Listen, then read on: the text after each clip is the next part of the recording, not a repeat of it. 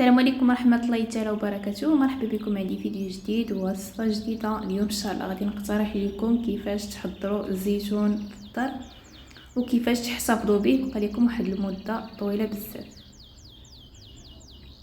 نبداو على بركه الله. هنا خديت الزيتون باقي جديد، مي زيتون باقي خضر تيكون هكا باقي يلاه تيجنو هكا من الشجره ديالو.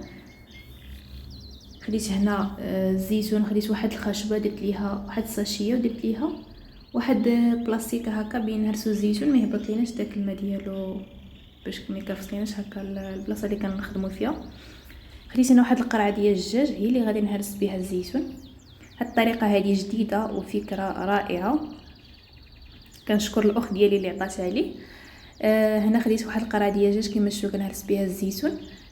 كتبقى محافظه على الشكل ديال الزيتون هكا، ديال الحبه ديال الزيتون ما كيخسرش وتيبقى ليها العظم ديالها ما كيتهرش. طريقه رائعه. نتمنى كاع البنات اللي كيصاوبوا الزيتون بحال هكا حتى يجربوا هذه الطريقه هذه. غادي نستمر حتى نكمل الزيتون القياس اللي بغيت.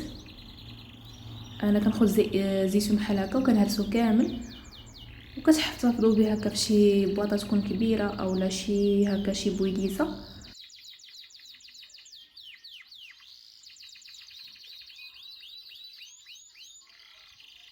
غادي نعمر هاد القرع هادي، بقى كل مره تقريبا كل نهار كتبدلوا عليه باش هكذا غير كيحلى ليكم تقدروا تاكلوا.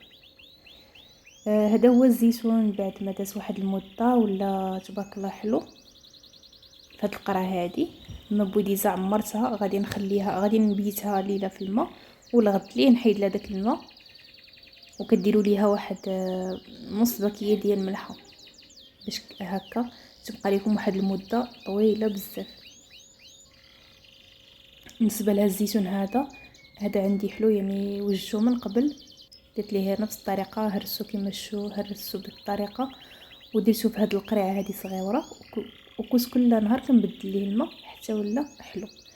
هنا غادي نشرملو بطريقه مختلفه على الزيتون الاخر. غندير جوج طرق ديال الزيتون نتوما غتشوفوا معايا.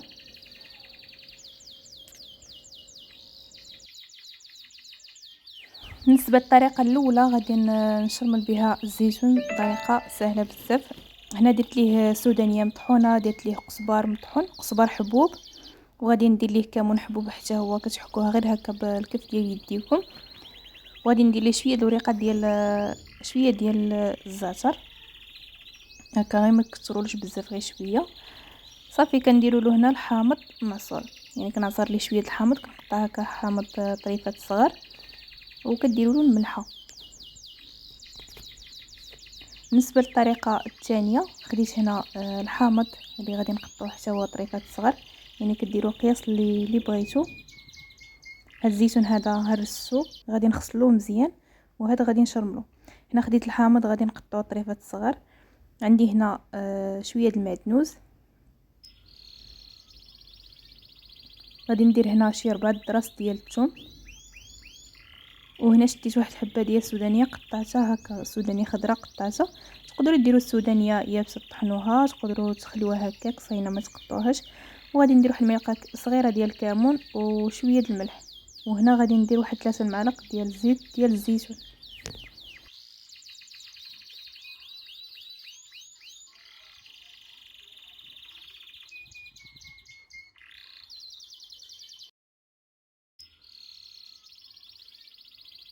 طريقه سهله. غادي نقطع هنا الحامض، غادي نقطعو بحال هكا كما شفتوا، واخا تخلوه بالعظام ديالو ماشي مشكل. هنا الزيتون غسلته وخليته حساس حتى ما بقاش فيه داك الماء، وغادي نزيد عليه هنا الحامض.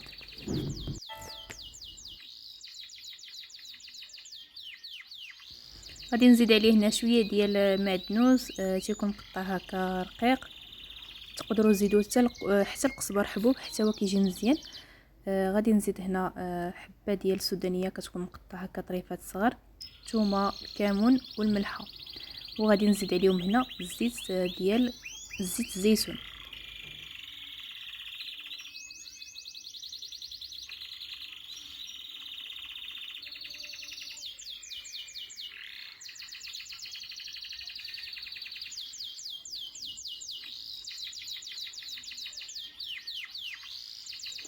وهنا غادي نخلطو مزيان حتى كيتخلط ليا داك السودانيه مع الثومه مع الزيت والحامض.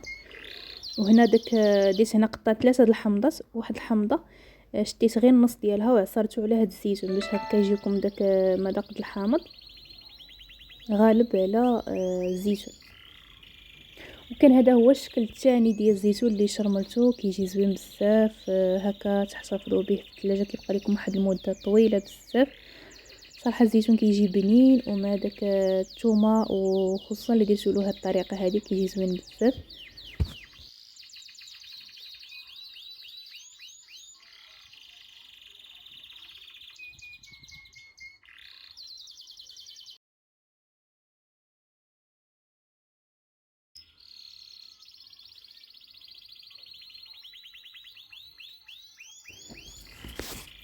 طريقه سهله بزاف، تقدروا تحضروها يعني ما تشدلكمش بزاف الوقت.